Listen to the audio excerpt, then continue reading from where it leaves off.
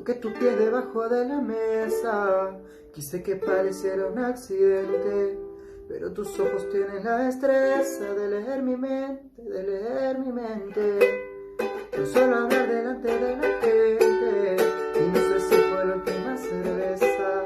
No sé, contigo todo es diferente y perdí la cabeza. ¿Cómo puedo hablarte sin hablarte y decir todo?